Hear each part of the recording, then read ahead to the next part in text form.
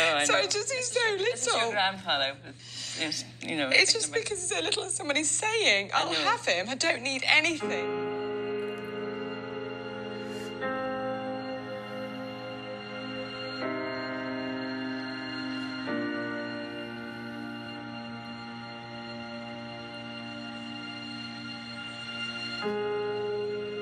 I went into the Aberlour archive asking if there was any records of my mum and their siblings. And these are all the letters.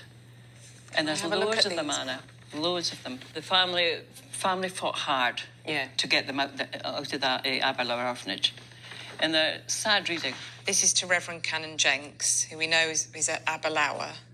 Dear sir, I'm writing to you on behalf of Maxwell Youngson, so Grandad. Yes, your Grandad, I had a letter from his elder sister, at present in Australia. That's Joanna in Australia. Yes, That's right. So Joanna's written to Jeannie, who's written this letter. Jeannie, so Jeannie is Maxwell's Auntie Jeannie. Yes, Gosh, so she was getting in touch from Australia about this. She wishes me to see if I could have the custody of him. Oh. If she may ultimately take him out to Australia and provide a home for him there, she will support him herself and ask nothing from their father. Would you kindly reply and let me know if I can have him? Isn't that very robust?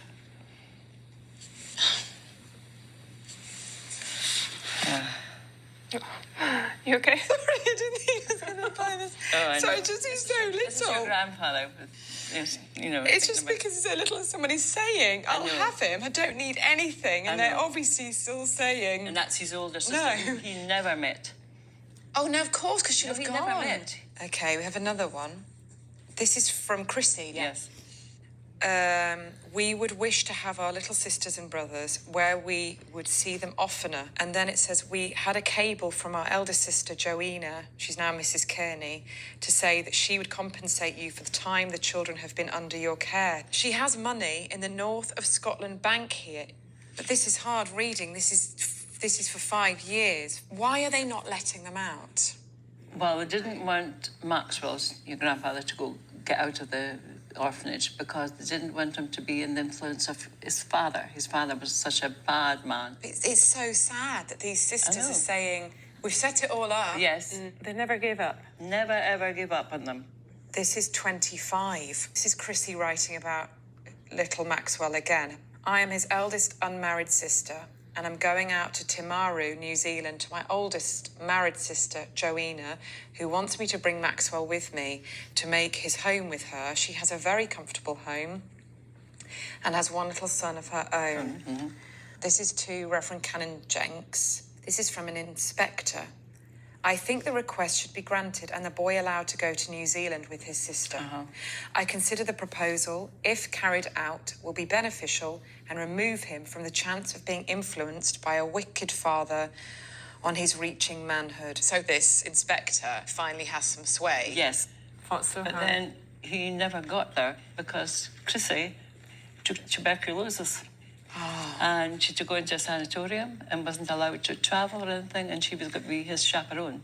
But he did come out at 11 and presumably go to Auntie Jean. Yes. At least he got out. I mean, at least he was back with his Auntie Jean. Yeah. They were tried hard. Determined. I know, all the siblings were so wanting them. You know, they loved each other so much. Being a Maxwell now, which is a name I always regretted because people thought it was like a double-barreled surname or something. And I was like, no, I'm not. As you can see, I'm not from that sort of family at all. It was just a name, like my brother's middle name is Maxwell, and it was just sort of a shunted-in name. And now I feel so proud to be associated with my granddad, who I remember as being just a lovely, positive, vivacious, smiley person.